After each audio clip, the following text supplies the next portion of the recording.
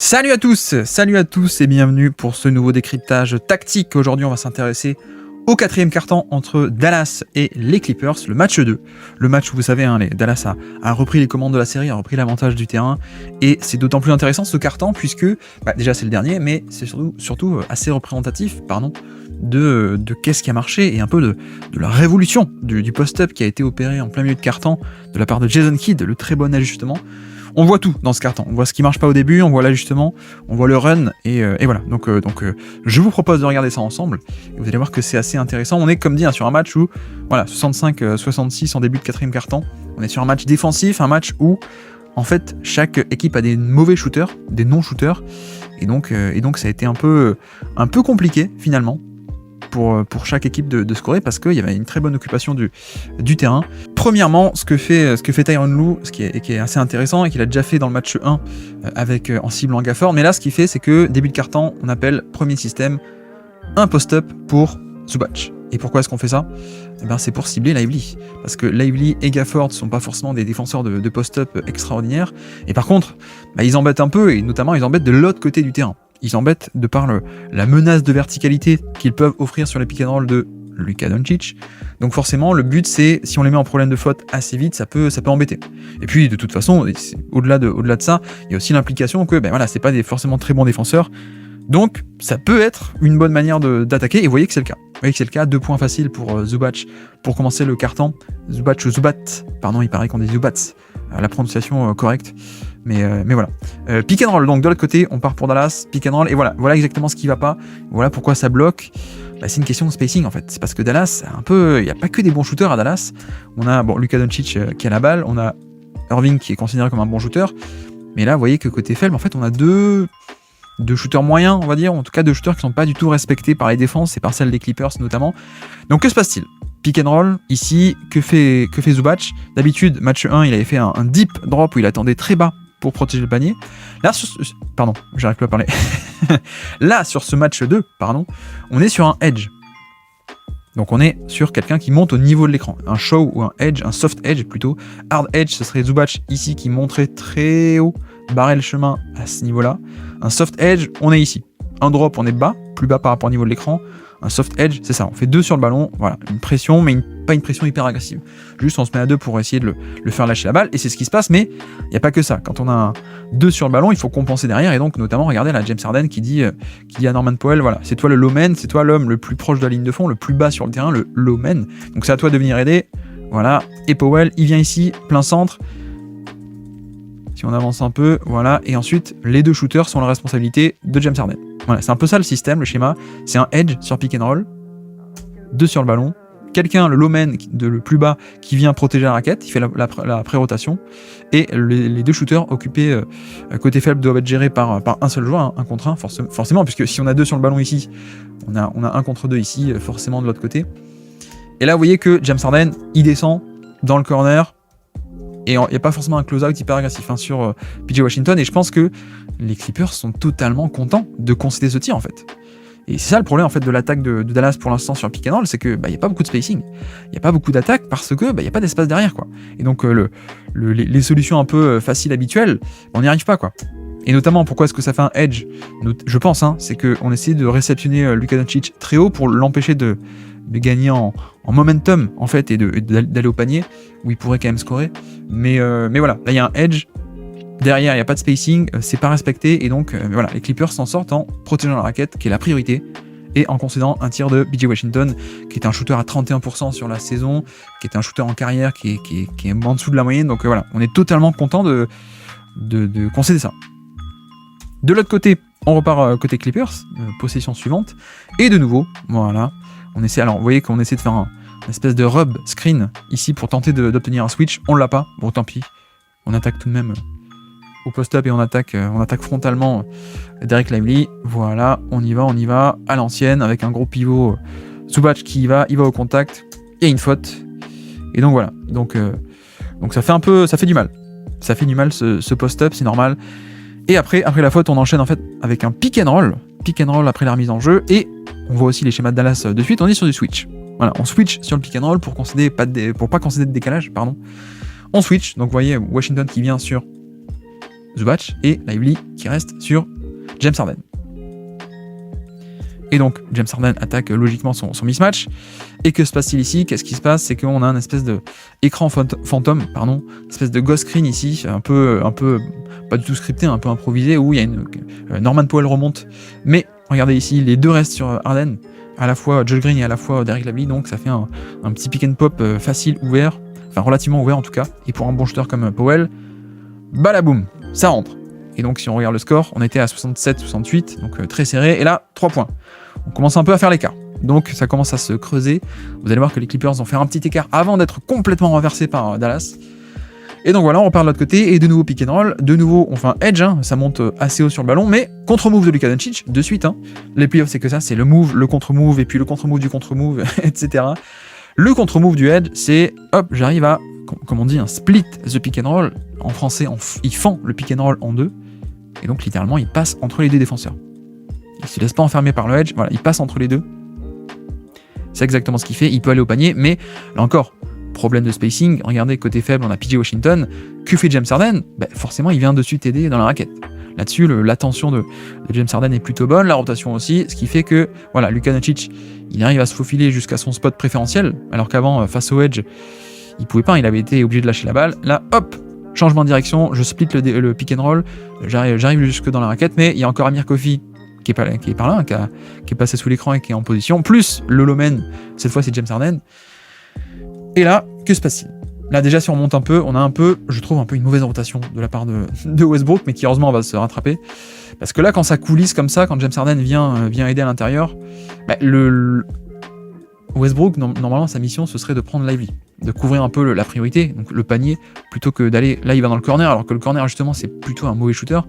Donc il commence à aller dans le corner, Luka Doncic, il voit ça, il voit l'aide qui arrive sur lui, ajustement en l'air, hop, je saute pour que les deux défenseurs sautent avec moi, comme ça les deux peuvent pas réagir ensuite, je lâche la balle au dernier moment pour Lively, c'est ce qui se passe, et sauf que vous voyez que Westbrook, depuis le côté faible, hop, je change de direction, je réagis moi-même à l'ajustement de Doncic, et je reviens à l'intérieur, et fort heureusement, il arrive à faire l'action, mais ce qui est quand même une action assez dure, parce que pour le coup, vous voyez que faire le contre comme ça par derrière sur un dunker, ça aurait très bien pu faire faute. Et donc voilà aussi pourquoi ça marche pas pour l'instant, c'est que les problèmes de spacing de Dallas font que le jeu de pick and roll est un peu compliqué. Ça fait des rotations, et ça n'hésite pas à abandonner à 3 points.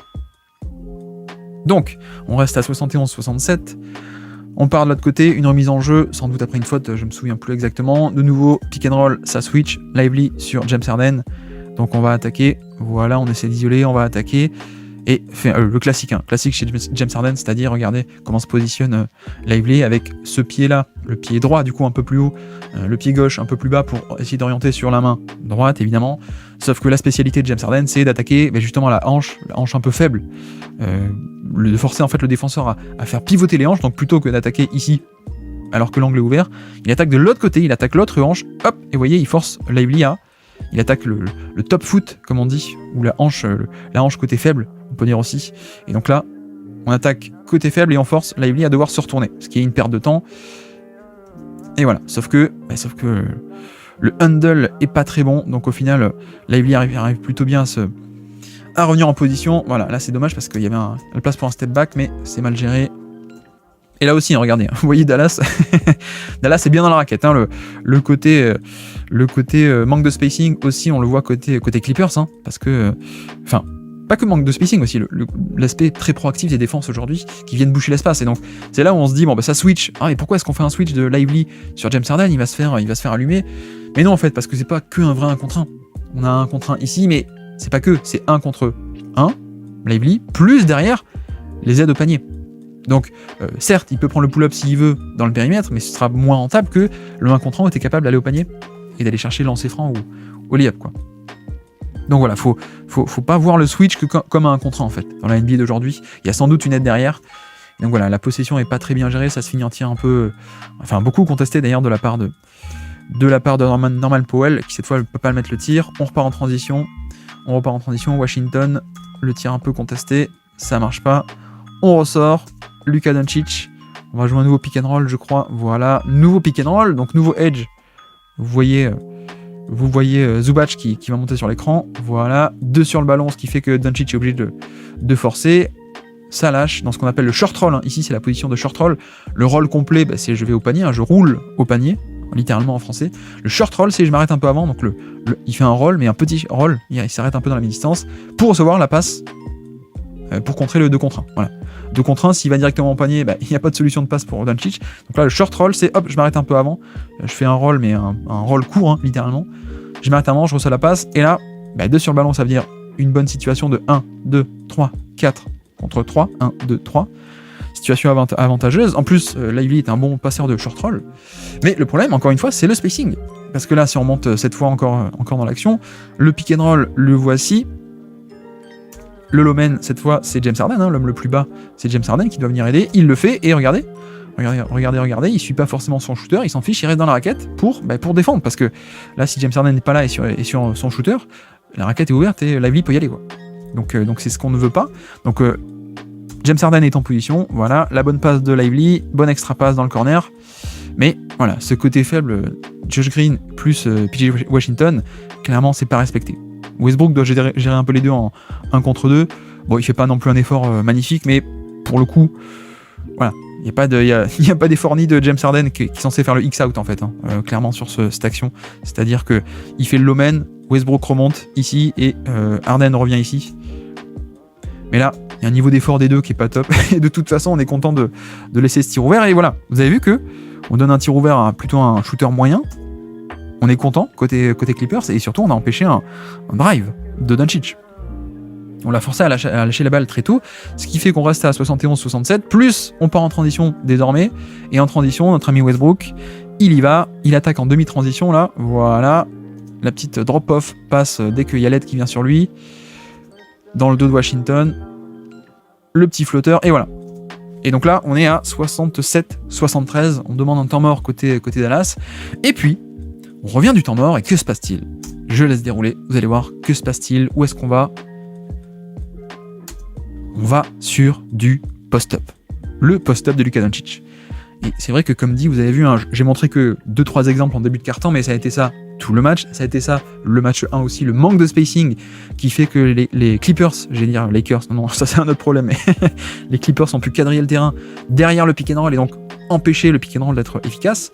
Mais quel est l'ajustement ? C'est on arrête de jouer sur pick and roll, on va jouer désormais au post-up et on va essayer de créer le décalage, créer de l'attaque comme ça. Et c'est un peu dommage parce que c'est vrai que c'est un ajustement que déjà on avait vu en retour de deuxième mi-temps sur le match 1. J'en avais parlé en podcast si ça vous intéresse. Le podcast que j'ai fait débrief des matchs 1 il y a quelques jours du coup. Mais donc là, oui pardon, j'ai retrouvé ce que je voulais dire. On l'avait vu un peu en début de deuxième mi-temps match 1, mais pas tant que ça. On l'avait vu un peu, mais sans doute pas assez. Et match 2 c'est pareil, on recommence en faisant du pick and roll. Alors que clairement, c'est la meilleure option, c'est le post-up pour l'instant sur la série, qui a été le meilleur créateur de décalage et le meilleur créateur de jeu pour Dallas, c'est ça.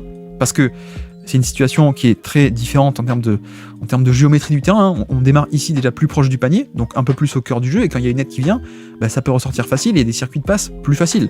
Alors que quand on démarre très haut comme ici, comme un pick and roll, vous avez vu que on arrive à mettre la pression et à forcer à lâcher la balle Doncic ici, très loin du panier.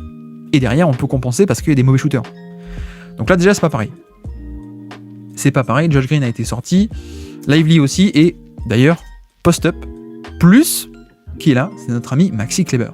En tout cas mon ami, que j'aime beaucoup, mais qui est aussi l'option 5 out small ball de Dallas. Là encore, ce sont ces line-up là qui ont le mieux marché pour Dallas, parce que certes on a encore un mauvais shooter avec Washington, on a encore d'ailleurs Jones Jr. qui est pas top shooter non plus, carrément, plutôt un mauvais shooter, un non-shooter pas respecté.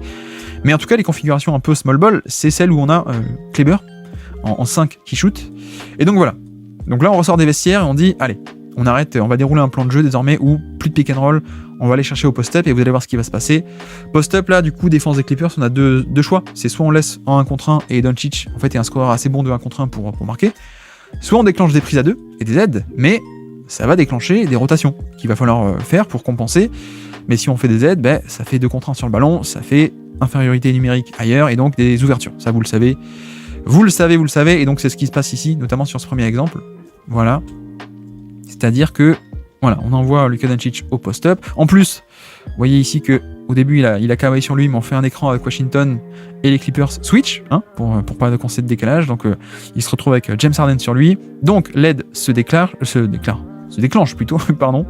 Voilà, 2 sur le ballon, le cut de Kyrie pour aspirer Kawhi ici, ce qui libère Washington, parce que Kawhi abandonne Washington, voilà.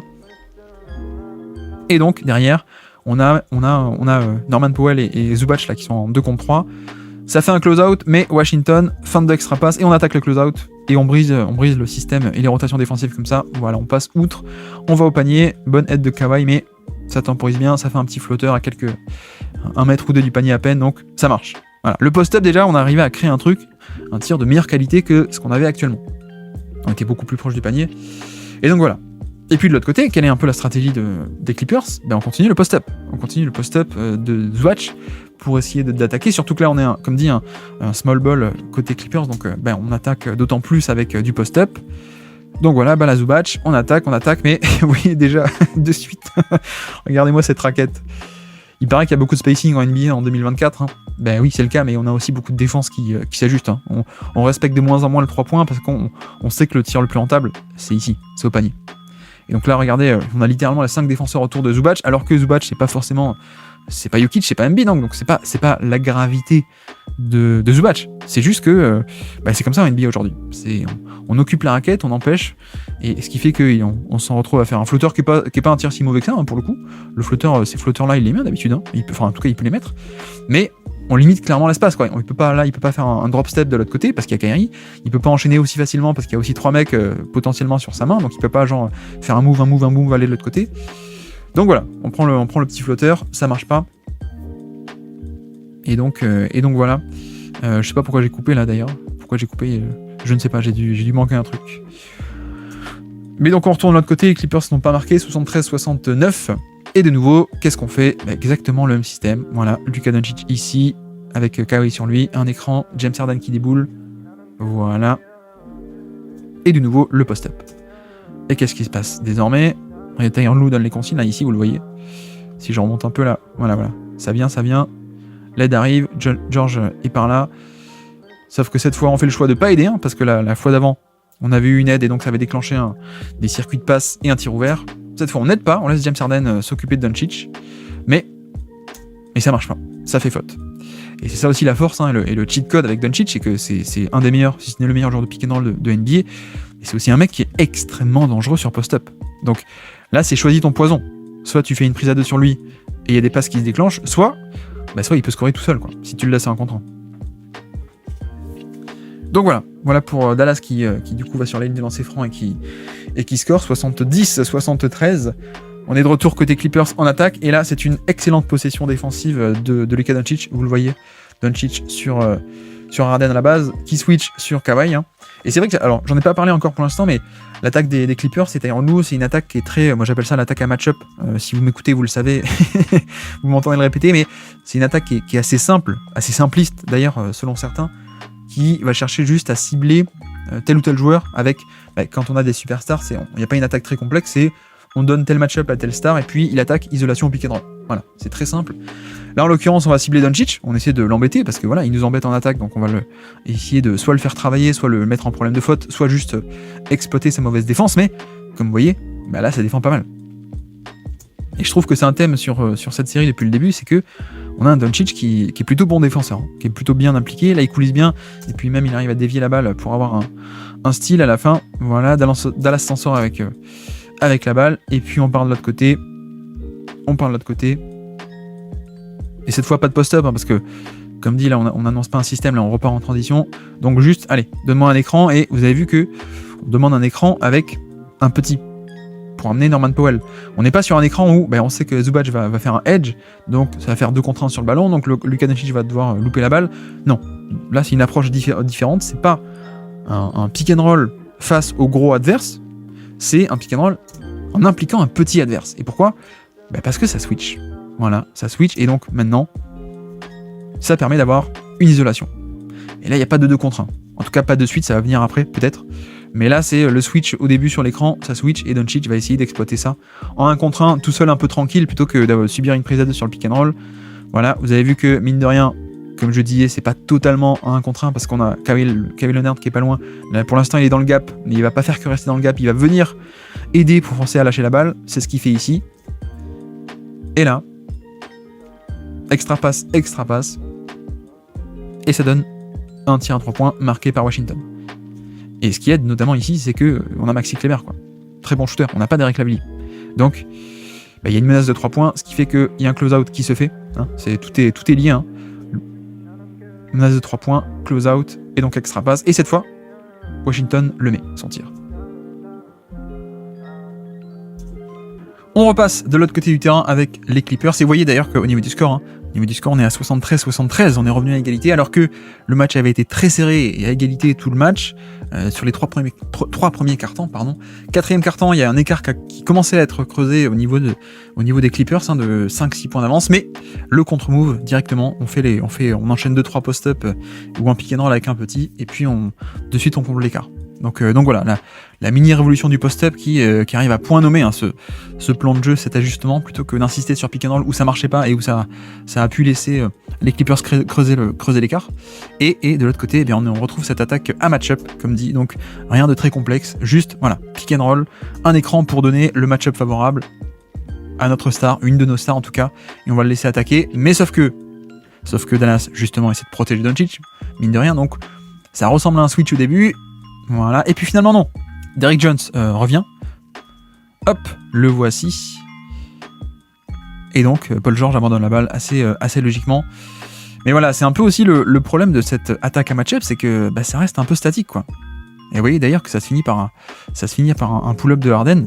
Et voilà, c'est le problème, c'est que ça met du temps à donner le match-up, et quand on n'arrive pas à l'avoir, parce que là c'est Derrick Jones Jr. et Dallas qui reviennent, ça fait tourner, et là il reste plus assez de temps, hein. il reste que 3 secondes. Techniquement on a un match-up à attaquer ici au poste bas, hein, Zubac sur Doncic, mais il n'y a plus assez de temps, quoi. Donc c'est aussi le mauvais côté de cette attaque qu'on va voir sur ce carton pour les Clippers, c'est que c'est un peu simpliste, mais surtout quand ça rentre pas, c'est problématique, quoi. C'est problématique parce que il y a un coup d'opportunité en fait. Sur la position d'avant, si on fait un pick and roll par exemple, on peut faire tourner la balle, il y a une opportunité de cut, il y a une opportunité de 3 points, catch and shoot, extra pass, etc. Voilà, ça c'est un coup d'opportunité. Le fait d'être assez statique, assez simpliste, c'est qu'on n'a pas toutes ces petites opportunités qui peuvent survenir au fur et à mesure de la possession. C'est juste on cherche le match-up et quand ça marche pas, on a que ça, quoi. On a que ça, et quand le tir rentre pas ensuite, on a que ça aussi. Donc voilà, on repasse de l'autre côté, pas de post-up là, Doncic qui accélère, et voilà. C'est aussi le shot making, et c'est aussi notre ami Doncic qui, en 2 post-up, en un pick and roll contre un petit, et là sur une isolation, il check, et voilà. Ce qui fait que Dallas prend de nouveau 3 points d'avance sur ce carton, alors qu'ils étaient à -5 ou -6, il n'y a même pas 2-3 minutes. Donc l'énorme run, le voici. Voilà. D'ailleurs j'ai fait exprès de laisser la vidéo continuer, voilà. 9-0, un run de 9-0 depuis 2 minutes. C'est le run qui a sauvé les Mavericks, à mon avis, et qui a fait qu'ensuite ils ont pu s'accrocher un peu à cette avance et gagner ce match. C'est ça, c'est ce run crucial de l'ajustement de Doncic, de Jason Kidd, qui dit on arrête les pick and roll, on se met à faire du post-up, et on arrive un peu à débloquer la situation et débloquer un peu l'attaque, et donc à recreuser un peu l'écart. Sortie de temps mort, nous voici les Clippers, et que se passe-t-il ? Tiens, surprise. Que se passe-t-il en sortie de temps mort ?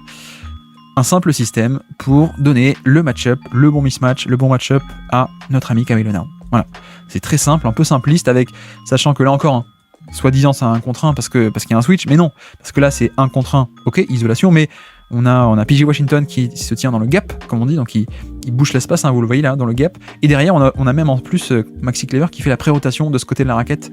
Donc là clairement, si Kawhi Leonard veut exploiter totalement l'isolation et aller au panier, il peut pas. D'ailleurs il lâche la balle, et derrière ça joue quand même beaucoup mieux, parce qu'on a quand même un excellent cut de Kawhi pour le coup, et c'est vrai que ça c'est aussi un moyen d'exploiter un mismatch. C'est que le backdoor et le jeu off-ball est souvent de très bonne utilité. On le voit souvent d'ailleurs avec Curry, on le voit peut-être pas assez avec d'autres, mais en effet, une manière d'attaquer quelqu'un qui est un peu moins bon en défense, frontalement, vous voyez que la défense se met en place, alors que off-ball, voilà, en fait, PJ Washington revient sur la balle et Kleber s'écarte. Et donc off-ball, on a de nouveau ce 1 contre 1, mais sans la balle. Et donc le backdoor est totalement ouvert, parce qu'on n'est pas face au ballon, on n'attaque pas frontalement, et donc on laisse pas la place à la défense de se mettre en place, quoi. Mais cela dit, ça tourne, et malheureusement le tir est loupé. Très bon tir, hein, tout de même, très bon tir. Tout ça créé par, comme dit, le backdoor dans l'espace, hop, ce qui fait que ça provoque la rotation, et on arrive à obtenir extra pass et un bon tir. Mais surtout, regardez maintenant, plutôt que de regarder le ballon et plutôt que de regarder les Clippers, regardez le mouvement des défenseurs de Dallas. Si on remet la position depuis le début, voilà le match-up. Donc regardez, ça on a déjà décrit, hein, les pré-rotations pour empêcher le 1 contre 1 facile, ok. Ça revient sur le ballon, ça revient, le backdoor, et cette fois aide de Kleber, ok. Le cut de Westbrook qui vient dans le dos pour aider, et quelqu'un, c'est Derrick Jones Jr. qui vient compenser au panier, voilà. D'ailleurs tout le monde vient compenser au panier. Ça ressort, excellente passe de Westbrook. Ça vient faire le close-out sur James Harden, et ça ressort aussi sur Paul George, et ça ressort aussi sur Norman Powell. Et donc voilà. Mais, mine de rien, les Clippers, plutôt un bon tir, pour le coup, quand on arrive un peu à enclencher ce fameux mouvement de balle, hein, comme je décrivais. Donc voilà, c'est aussi la bonne manière d'exploiter le mismatch, c'est quand on arrive à créer un décalage et ensuite à ressortir. Et pas juste à prendre un pull-up un peu nul, en 1 contre 1. Et donc de l'autre côté, première vraie possession un peu de poste bas, de demi-terrain, pardon, depuis longtemps, hein, parce qu'on avait eu un pick and roll en semi-transition et puis on avait eu un hit check en transition également.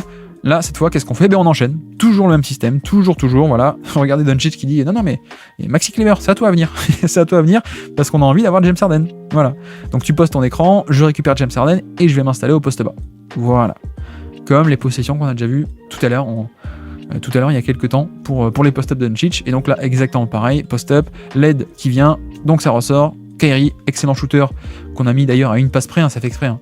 C'est fait exprès qu'on ait le bon shooter à une passe près, comme ça, quand il y a l'aide et qu'il n'y a pas la deuxième aide qui se déclenche pour compenser, on a un tir ouvert d'un excellent shooter. Et badaboum. Et là, James Harden il se retourne vers Tyronn Lue et dit mais qu'est-ce que je suis censé faire quoi. Là c'est pas de ma faute quoi. Là c'est vrai que là c'est juste un peu mal joué quoi. Donc comme dit, hein, première vraie possession de jeu posé depuis quelques-unes. Hein. Et la dernière vraie possession, c'était poste bas. Et là, qu'est-ce qu'on fait ? On enchaîne de nouveau poste bas, même système. Ça vient aider, ça vient faire la prise à 2 et de suite, vous voyez la tension est de Doncic qui sait que ça va aider et qui se tient prêt. Et dès que ça vient aider et qu'il n'y a pas quelqu'un qui vient compenser l'aide de Westbrook, ça ressort et directement le shooter d'élite, il est prêt, il dégaine. Et de nouveau, donc 3 points, 79-73, Dallas qui était mené et qui recrée un écart de son côté, donc le vrai run qui est en train de faire une vraie différence sur ce match 4, 4e quart-temps. De l'autre côté, pick and roll, toujours pareil, on essaie de cibler Doncic pour l'impliquer, soit pour scorer face à lui, soit pour le mettre en problème de faute. On y va, mais pareil, hein. Là vous le voyez, on a Washington qui est dans le gap en tête de raquette, on a aussi dans l'autre gap un peu plus bas, proche du panier, on a Kleber, ce qui fait que voilà, c'est pas un contre 1 là, c'est un contre 3 pour le coup. À moins qu'il y ait un pull-up par-dessus Doncic, mais là on peut pas aller au panier, on peut pas vraiment exploiter comme on veut le mismatch, en tout cas ça le limite, et voilà exactement ce qui se passe. On a Kleber qui est en deuxième rideau, qui vient faire un peu comme une ombre, hein. C'est un shadow, comme on dit parfois, mais là ouais, vous voyez le 1 contre 2 quoi. C'est pas un 1 contre 1, c'est un contre 2, plus d'ailleurs ici aussi, un troisième, et partout où va Kawhi, Kleber y va aussi. Et puis en plus la très bonne défense de Doncic qui reste devant, qui fait pas de faute là sur la feinte, il reste bien sur ses appuis, et quand le tir, Kawhi Leonard s'élève pour le tir est vachement bien contesté. Donc voilà. Le plan de jeu, comme dit, hein, on cible le match-up côté Clippers, c'est un bucket to double. C'est vraiment un bucket to double. À moins d'arriver comme la dernière fois à provoquer des rotations et à les exploiter, mais quand tu attaques un peu frontalement un match-up et que derrière t'as pas un bon spacing et donc Dallas peut venir un peu cadrer le terrain, c'est bucket to double, c'est soit tu mets ton pull-up, soit tu le mets pas quoi. Donc c'est un peu problématique quand les fois où tu les mets pas quoi. Bref, on repart de l'autre côté du terrain avec Dallas et comme vous voyez, on a toujours Doncic qui va aller s'installer au poste bas. Cette fois, il a Westbrook, donc il y va directement. Pas besoin d'écran. Westbrook, ça me va. Sauf que Westbrook, il passe devant. Il essaie de front the post, comme on dit. Il se met devant pour empêcher une passe, en fait. Pour empêcher que la passe ne vienne au poste bas. Il se met devant, voilà. Donc, plutôt que de déclencher des aides sur le poste bas, en fait, si on passe devant et qu'on l'empêche d'avoir la balle, ça résout le problème, en un sens. Donc, ce qui fait que, au bout d'un moment, Kerry dit, ok, on abandonne. Pas de post-up, on va chercher autre chose, et donc amène-moi Derrick Jones Jr., on va essayer de le faire remonter, mais non, en fait, fin de pick and roll, on attaque directement sur le premier pas contre Paul George, et ça va jusqu'au panier.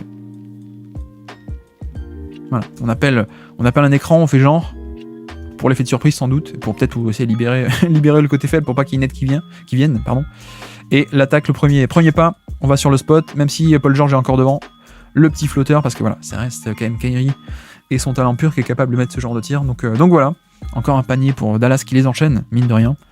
Et puis de l'autre côté, qu'est-ce qu'on fait? Surprise, l'attaque à match-up, l'attaque un peu simpliste. Nouvel écran pour avoir le switch pour Doncic. Et là, encore une fois, hein, si on fait une pause, certes, on concède un peu le switch facilement, mais regardez derrière, qu'est-ce qui se passe? Regardez le terrain là. Qu'est-ce que peut faire Paul George? C'est pas un vrai switch, c'est pas une vraie isolation. Il y en a un ici, Là, c'est un 3 contre 1, et derrière, en plus, on a Kleber qui vient faire la rotation au panier. Donc voilà, c'est un peu le problème, c'est que quand on a des mauvais shooters, ou des shooters qu'on respecte pas forcément, parce que là, ici, sur l'action, on a qui? On a Westbrook, qui est pas du tout respecté, mais même James Harden, il est pas en position de spacing, là. Là, je sais pas trop ce qu'il fait, peut-être il essaie de couper dans le dos de LED pour avoir le ballon, mais sauf que ça marche pas parce que Kleber est ici, donc en fait, je pense que Harden veut couper dans le dos de Jones, alors qu'en fait, il faudrait peut-être rester ici et essayer d'écarter le terrain un maximum, quoi. Mais au moins, il joue le rôle du connecteur, on trouve le 3 points, mais comme dit, bon, le 3 points est marqué, donc tant mieux, ça permet de puer dans le schéma, mais vous voyez que, bon, un 3 points ouvert de Westbrook, on est totalement content de concéder ça, si on est Dallas. De la même manière que tout à l'heure, les Clippers étaient contents de concéder un 3 points de Josh Green ou de P.J. Washington. Mais tant mieux pour les Clippers qui arrivent du coup à mettre un tir assez important. On part de l'autre côté du terrain et qu'est-ce qu'on fait? Tiens, surprise, on est toujours sur la même stratégie du post-up. Le post-up de Westbrook, et cette fois, encore une fois, Westbrook qui passe devant, qui fronte le poste, comme on dit, pour empêcher que la balle ne vienne. Doncic qui se la joue un peu physique, qui arrive à hop. Est-ce qu'il y a faute ou pas?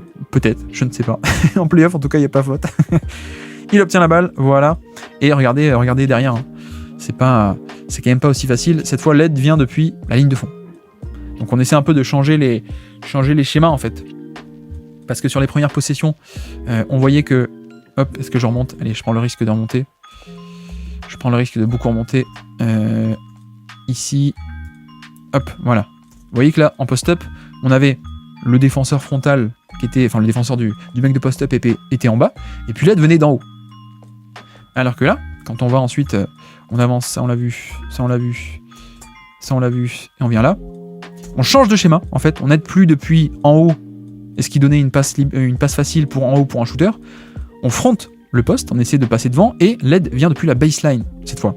Elle vient pas depuis en haut, l'aide vient depuis la baseline. Et donc ce qui fait qu'on a toujours cette situation de 1, Westbrook, 2, Kawhi, mais c'est plus exactement pareil.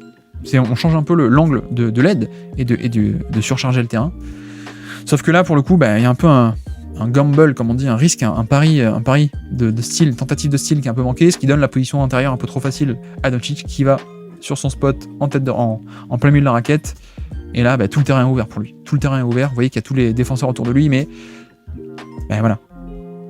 C'est facile en fait, une fois que tu es au cœur du jeu, c'est pour ça que tout le monde essaie de faire des drives et tout le monde essaie d'aller au cœur du jeu, c'est que toutes les passes sont ouvertes là, c'est un peu facile, soit il prend le tir, soit il fait la passe, là il fait la passe dans le corner, et cette fois dans le corner, Washington le met aussi, et voilà, comme dit tout à l'heure, les Clippers étaient contents de concéder ce 3 points, je pense qu'ils sont encore contents de le concéder, plutôt qu'un lay-up facile à Doncic, mais pour le coup, tu peux aussi te faire battre quoi, tu peux te faire battre non pas par le schéma, mais par le shot-making, et là, 2 énormes 3 points de P.J. Washington dans ce match-là, sur la fin de match, sur le 4e quart-temps, du pur shot-making, et donc Dallas continue de prendre les devants de manière assez conséquente, on repart de l'autre côté, 4 minutes à jouer dans ce match, encore un pick and roll, hein. Vous avez vu, un simple pick and roll, un simple écran et un switch facile, un peu automatique. Et donc Doncic sur Paul George, on essaie encore une fois de faire mal à Luka Doncic. Et voilà, on se contente du pull-up. Et pourquoi est-ce qu'on se contente du pull-up? Parce que, encore une fois, il y a des gens qui vont dire, mais pourquoi est-ce que ça switch aussi facilement? Il faut essayer de se battre un peu. Oui, mais parce que c'est pas ça la stratégie. La stratégie, c'est un peu de tapater en fait. Tu switches pour dire, comme ça l'adversaire se dit, ah tiens, un switch, je vais pouvoir attaquer le 1 contre 1. Mais en fait, regardez ce 1 contre 1, c'est 1. Mais en fait, derrière, la raquette, elle est totalement bouchée là. Regardez, Westbrook, qui pourtant a mis un 3 points la position d'avant, mais on continue à ne pas le respecter, Westbrook. Kleber, il est ici. D'ailleurs, c'est notable, je l'ai même pas noté pour l'instant, mais Maxi Kleber, qui est le pivot, on le met sur quelqu'un qui n'est pas un pivot. Donc voilà, il y a ce problème de spacing qui fait que peut faire Paul George? Certes, il a Doncic, mais il peut même pas utiliser son explosivité ou aller au panier et aller un peu titiller sur la vitesse latérale de Doncic, etc. Là, il y a rien à faire. Là, c'est pas un 1 contre 1, là, c'est 1 plus, comme dit, 1, 2, 3 derrière aussi, quoi. L'accès au panier est bouché, et donc finalement, cette stratégie de mais non, mais il faut pas switcher automatiquement, c'est trop facile, il faut se battre un peu. En fait, non. En fait, non, regardez, on switch et on appâte les Clippers sur un contre 1, mais sauf que là, un contre 1, on peut pas aller au panier, et donc on prend un pull-up. Pardon, mais ce tir-là a concédé, un step back à 3 points contesté dans ce moment-là, franchement, oui. S'il le met, et il est capable de le mettre, mais c'est un top tir à concéder. Vraiment un top tir à concéder. Donc on retombe un peu sur cette idée de cette attaque à match-up, il y a un coup d'opportunité parce qu'on fait pas bouger la balle, et donc on n'a pas plein d'opportunités partout, et puis surtout, voilà, c'est qui tout double. Tu prends ton tir, mais c'est qui tout double. C'est vraiment, il n'y a rien entre. Il n'y a pas d'autres opportunités qu'on peut grappiller à droite à gauche à tel ou tel moment de la possession. Non, c'est vraiment qui tout double, de soit tu mets ton pull-up, soit tu le mets pas. On repart de l'autre côté, et là encore, pas une possession de jeu posé, on est plutôt, on attaque en semi-transition, et qu'est-ce qu'a fait Kyrie, et c'est aussi c'est ça aussi qu'il faut comprendre dans la transition, c'est qu'on n'a pas toujours des points sur la contre-attaque en soi, mais parfois, le fait d'accélérer, ça permet de créer des match-up. En tout cas des mismatchs, pardon. Match-up, c'est qui tu as en face de toi, on va dire. Le mismatch, c'est quelqu'un que tu as en face de toi, mais qui justement n'est pas un bon match-up. N'est pas aussi grand, n'est pas aussi rapide, etc. Donc là, le fait d'accélérer, Paul George vient le prendre en transition parce qu'il faut bien. Hein. Donc ça c'est bien, mais donc conséquence, Doncic, regarde, il s'en rend compte, il gueule, oh, donne-moi la balle, j'ai Norman Powell. Et donc voilà, match-up en transition, donc on va essayer d'exploiter ça maintenant. Et même, petit bonus, donc il dit, toi t'as Kawhi Leonard, Derrick Jones, va-t'en, je veux pas que Kawhi puisse switcher sur moi. Qu'est-ce qu'on fait à la place? On fait un pick and roll avec un petit. Et donc on implique les deux mauvais défenseurs des Clippers, Norman Powell et James Harden. Voilà, on obtient James Harden assez facilement. Il check. Sauf que cette fois, ça rentre pas.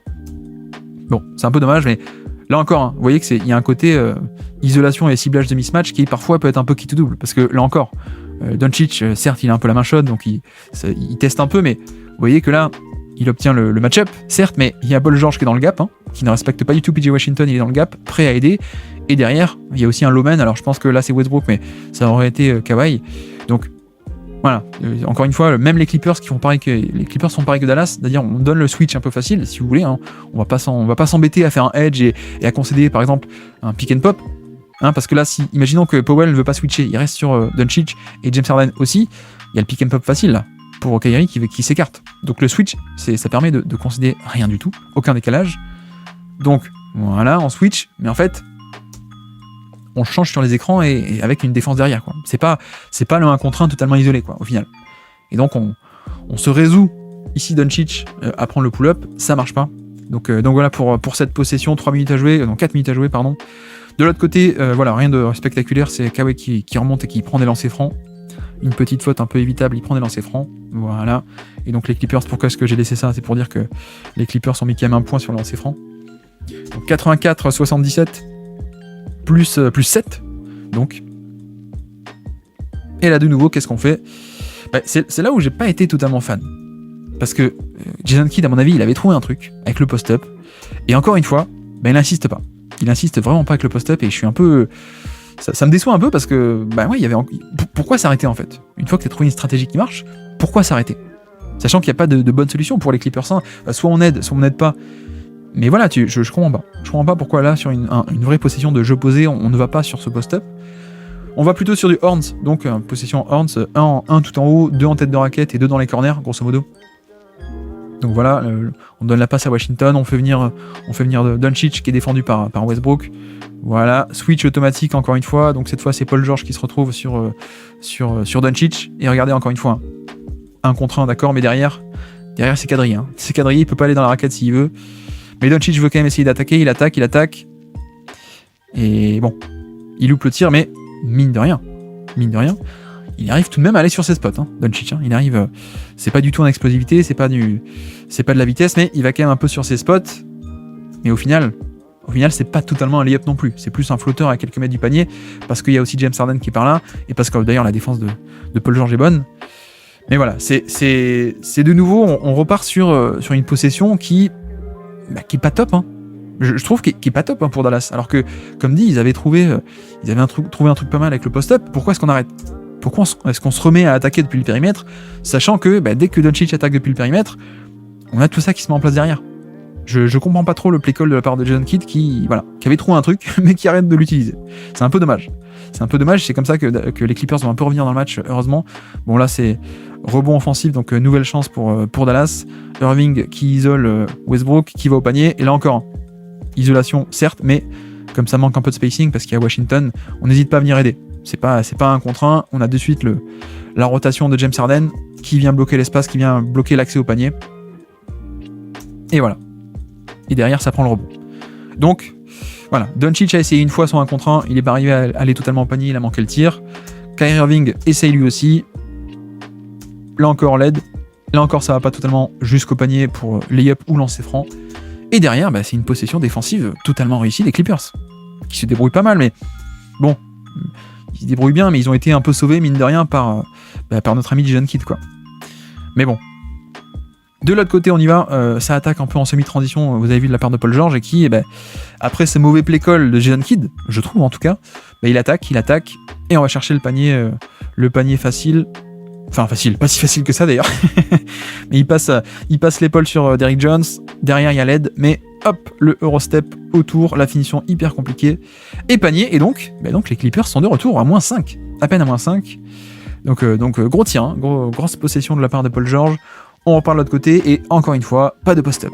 On arrête le post-up. Jason Kidd, je ne te comprends pas, Jason Kidd. Je ne te comprends pas. Pick and roll, switch. Donc derrière, 1 contre 1, mais pas un vrai 1 contre 1, puisqu'on est prêt à aider aussi derrière, comme d'habitude, vous commencez à être habitués. James Harden aussi, c'est à noter, hein, le côté, quand on sait qu'on a une aide derrière, qu'est-ce qu'on fait, notamment sur un shooter de pull-up comme ça, le positionnement. James Harden est très agressif pour monter très haut sur Doncic, parce que dans ce cas-là, le but de l'homme sur le ballon, c'est de forcer et mettre la pression pour empêcher le pull-up à 3 points, pour forcer à driver, sachant que derrière, si ça drive, y a quelqu'un pour réceptionner. Donc voilà, d'où la possession et le côté un peu agressif sur le ballon, c'est on essaie d'être le plus haut possible pour empêcher le pull-up à 3 points. On essaie au contraire plus on est haut, plus l'attaquant va se dire tiens, il monte haut, ça veut dire qu'il est vulnérable sur un drive derrière. Donc c'est ce qui se passe. Ça drive, mais il y a Zubac.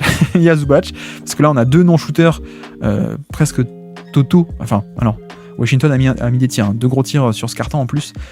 Mais encore une fois, les Clippers continuent de ne pas respecter Washington et surtout pas Derrick Jones Jr. Donc ça drive, certes, mais derrière il y a Zubac qui arrive. Voilà, et donc là, ça trappe the box, hein, comme on dit techniquement le terme, c'est on trappe the box, pardon. Donc on piège la boîte, littéralement si vous voulez, le trap the box, donc un qui fait la pression, qui laisse aller au panier, et l'autre qui vient fermer la boîte. Voilà, c'est ça, trap the box. Derrière Doncic, il voit ça, il arrive quand même à se débarrasser du ballon, on ressort sur PJ Washington, qui prend le tir, maintenant en fin de possession. Et donc voilà, c'est là-dessus où je comprends pas. Je ne comprends pas pourquoi est-ce qu'on a arrêté de faire ce post-up. Est-ce que c'est parce que Jason Kidd a été un peu refroidi par les tentatives de Westbrook qui passe devant au post-up, qui essaie de front the post, mais je sais pas. J'avoue que je ne comprends pas. Je comprends pas trop parce qu'ils avaient trouvé un truc qui marche hyper bien, et là, on arrête et on recommence à faire du périmètre, hein, pick and roll, l'isolation dans le périmètre, et la défense des Clippers, elle est très bonne, hein. Elle est très forte, et d'autant plus quand tu as des non-shooters sur le terrain. Ou en tout cas, un non-shooter et un autre que t'aimes bien ne pas respecter. Non-shooter, hein, j'utilise un peu le terme général, mais voilà. Je comprends pas, et donc encore une possession un peu loupée de la part de Dallas. Derrière, je crois qu'il y a un temps mort, puisque là, on est sur un de mes systèmes préférés de la part de Tyronn Lue, qui sort du temps mort et qui appelle ça un super ATO, un super After Time Out ATO, un système un peu gadget. Et donc, qu'est-ce que c'est ce système ? C'est un UCLA Cut. C'est comme ça qu'on l'appelle, donc la balle sur l'aile, plus un écran en tête de raquette comme ça pour une coupe verticale, UCLA Cut. Et sauf qu'en fait, le UCLA Cut, il y a aussi un high-low. Alors qu'est-ce que c'est high-low ? C'est que normalement, pour donner la balle au poste bas, on le fait depuis l'aile ou depuis, voilà. Donc, classiquement, un high-low, en général, il y en a un qui est haut et un qui est bas. On va passer par une option un peu haute. Donc là, c'est un UCLA Cut et qui se transforme en fait en high-low. Et donc on prend un peu de surprise, on prend par surprise, la défense, puisque directement, après avoir posé l'écran, James Harden reçoit la balle, et là Derrick Jones Jr., en fait, il suit Paul George à travers l'écran, il est pas prêt, de suite, à défendre le poste bas, à défendre la position intérieure. Et donc ça donne une possession très facile, excellent système pour le coup en sortie de temps mort. Mais en général, Tyronn Lue est plutôt très bon pour ce genre de système, et vous voyez qu'il n'y a rien de très complexe, hein. Vraiment rien de très complexe ici. On est juste sur un cut, plus la passe très rapidement au screener, high-low, on passe par le haut, on va vers le bas, et voilà. c'est très simple. Maxi Kleber vient aider bonne rotation, excellente rotation, mais dans le dos, il y a aussi Zubac qui vient plonger, et puis on a un dunk facile, donc excellent système de la part de Tyronn Lue, qui voilà, mine de rien, on accumule les mauvaises possessions et les mauvais play calls de Jason Kidd, et de l'autre côté, et ben là c'est encore un bon panier obtenu par les Clippers, et on est de retour à -3. Les Clippers ne sont plus que à -3. Et comme vous le voyez, sortie de temps mort, quel est le système qu'on joue? Un post-up pour Doncic? Non, toujours pas. toujours pas. On a décidé d'abandonner ça, côté Jason Kidd, je ne sais pas pourquoi. Pick and roll pour obtenir un switch, voilà. James Harden qui switch sur Irving. Et sauf qu'en fait, derrière, voilà. Derrière, c'est pas un vrai 1 contre 1. On a Kawhi Leonard qui est dans le gap et qui vient carrément aider et faire une prise à 2. Voilà. Et donc, qu'est-ce qui se passe? Ça lâche la balle. Derrière, ça compense, hein, puisque Paul George vient compenser, l'aide et vient sur Doncic. Voilà. Donc, c'est quand même plutôt solide. Et regardez, on est de retour à chacun sur son attaquant. Un ici. Aucun décalage nulle part. Donc c'est plutôt des bonnes rotations, hein, parce que 1 contre 1, ok, on déclenche une prise à 2, mais les rotations sont bonnes. Ça vient compenser totalement. Donc Paul George monte sur Doncic. Westbrook vient récupérer le cut. Westbrook vient prendre Washington. James Harden récupère le cut de Kleber. Et voilà. Aucun décalage concédé, il ne reste plus que 7 secondes à l'horloge et, et isolation de Luka Doncic. Bon, c'est pas exactement une bonne position, mais vous voyez qu'il arrive quand même à en faire quelque chose parce que ça défend bien, et la tentative de steal qui a presque marché de la part de Paul George qui se découvre. Derrière, s'il vient aider dans la raquette, c'est la priorité. Hein. James Harden Maxi Kleber est un bon shooter, hein, et il est respecté, mais la priorité, ça reste la raquette. Toujours protéger la raquette plutôt que le 3 points. Et c'est pour une question très simple de rentabilité, hein, pour le coup. C'est pas de l'idéologie, c'est juste que un tir moyen dans la raquette, c'est un tir qui a une rentabilité bien plus grande qu'à 3 points. Donc c'est pour ça qu'on fait ça. Et même si Kleber est un bon shooter, ça n'hésite pas à venir dans l'espace et boucher l'espace à l'intérieur. Vous voyez qu'il y a 3 mecs carrément. Donc ça ressort, 3 points ouverts de Maxi Kleber, et il le met. Donc là pour le coup, ça se joue pas à grand chose, je trouve que le play call est pas très bon, la défense des Clippers elle compense hyper bien, ça se joue à quoi? Pas grand chose, ça se joue à... En plus, c'est pas vraiment un pari, c'est même pas vraiment un pari, parce qu'il arrive à faire l'interception, Paul George. Il coulisse bien, il fait l'interception, il arrive à dévier la balle, hop, je vais la récupérer, mais non, en fait Doncic la récupère avant, c'est pas de chance parce que la possession défensive globale était géniale et ça se finit quand même en un tir ouvert d'un plutôt bon shooter qui le met en plus, il aurait pu ne pas le mettre mais en plus il le met. Donc là c'est énorme tir, hein, de Maxi Kleber et un peu un manque de réussite pour les Clippers. On repart de l'autre côté, qu'est-ce qui se passe? Un écran, on donne la balle à Paul George qui va essayer d'attaquer Derrick Jones Jr. Il le fait, mais au moins vous voyez que déjà il y a un peu plus de rythme dans l'attaque, c'est pas une isolation un peu frontale de allez, on cherche le switch, on cherche le match-up, et derrière Dallas a le temps de s'organiser autour et devant l'isolation. Là, c'est hop, je ressors, j'attaque direct, un peu plus de rythme, voilà. Et donc, certes, en plus, il arrive assez facilement à passer l'épaule, là. Il arrive à passer devant Jones en même pas de dribble, donc plutôt pas mal, sans doute parce que là, sur l'espèce de pick and pop, Jones se jette un peu trop à cause de la menace de 3 points de Paul George, ça attaque, voilà, il passe l'épaule facilement, il y a une aide de Kleber, donc ça laisse la petite passe sous le panier à Zubac, donc là, normalement c'est gagné, mais non, vous l'avez vu ou pas? Est-ce que vous l'avez vu? Vous l'avez vu, n'empêche, qu'est-ce que j'aime ce joueur, qu'est-ce qu'il est fort, je trouve que c'est un des joueurs les plus sous-estimés de NBA, peut-être même le plus, Maxi Kleber qui vient de rentrer un tir incroyable, hyper important à 3 points, derrière qu'est-ce qui se passe? Erreur de Jones, il vient aider dans la raquette. Voilà, il force la balle à aller ailleurs. Il est en l'air. Il se fait totalement avoir. Hein. Il saute en l'air. Voilà, il est pas du tout en position. Mais qu'est-ce qui se passe? Dunk facile? Non.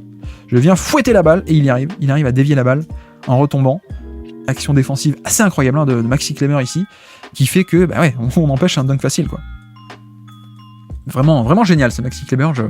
Moi j'adore. Je sais que j'adore. Je suis peut-être un peu un des seuls, j'ai l'impression. Quoique les fans à Dallas l'aiment beaucoup aussi. Hein. Les fans à Dallas l'aiment beaucoup. Mais donc voilà pour cette possession défensive qui a été sauvée par Kleber juste après que Kleber ait mis un énorme 3 points. Donc voilà, possession de Dallas cette fois, 1 minute 30 à jouer. Toujours pas de post-up. Hein. Toujours pas de post-up. Et qu'est-ce que dit Doncic? Qu'est-ce qu'il fait? Et en fait, il dit à Derrick Jones Jr. Tiens, va dans le corner. Regardez, hein. Va dans le corner, voilà, parce que t'es défendu par Kawhi Leonard. Voilà. On essaie au moins un minimum de structurer le terrain. On attaque pour essayer d'attaquer James Harden. on y va. Mais sauf qu'il n'y a pas trop d'espace, ça prend le pull-up et ça le met. Voilà. Comme dit, hein, il n'y a rien de différent, c'est un peu le même jeu. Hein. Paradoxalement, c'est que on a un peu affaire à deux mêmes équipes, en fait. On a affaire à des équipes qui ont des superstars, qui n'ont pas un fond de jeu offensif hyper développé, qui vont beaucoup jouer à ce jeu des match-up, qui vont aussi les deux faire face à des défenses qui vont concéder le switch, mais défendre derrière. Donc ça force beaucoup des pull-ups sur isolation, et donc c'est quitte ou double. Et là, sur ce match-là, sur ce quatrième quart-temps, c'est quitte ou double. C'est plutôt quitte pour les Clippers, et plutôt double pour Dallas, qui a de la réussite. Là où les Clippers n'ont pas cette réussite, Dallas l'a beaucoup plus. Et donc là, pull-up compliqué plutôt que d'aller au drive, parce qu'il n'y a pas la place. Et ça le met, et Luka Doncic, il est en mode Super Saiyan. Ça me rappelle un peu, je sais pas si ça vous dit quelque chose, cette image-là, en finale NBA 2015, là, où LeBron James, il est totalement déchaîné, et il y avait eu un mème qui avait été fait, un montage avec les cheveux de Super Saiyan sur LeBron. Finale 2015, là, où il est tout seul contre Golden State. Bref. Voilà, donc plus 9 pour Dallas, plus 9, 1 minute 26 à jouer.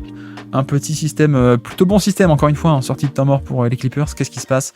Remise en jeu, James Harden à la balle, on fait remonter le bon shooter qui est Paul George, et en fait ça va juste créer de la confusion dans la défense, parce que il y en a un qui croit qu'on switch, Doncic croit que ça switch, et Jones non. Et surtout en fait le fait qu'il n'y ait pas d'écran, le fait que ce soit un ghost screen, c'est ça qui crée la confusion en fait. C'est tout le but de ce système, c'est que on pose pas vraiment d'écran.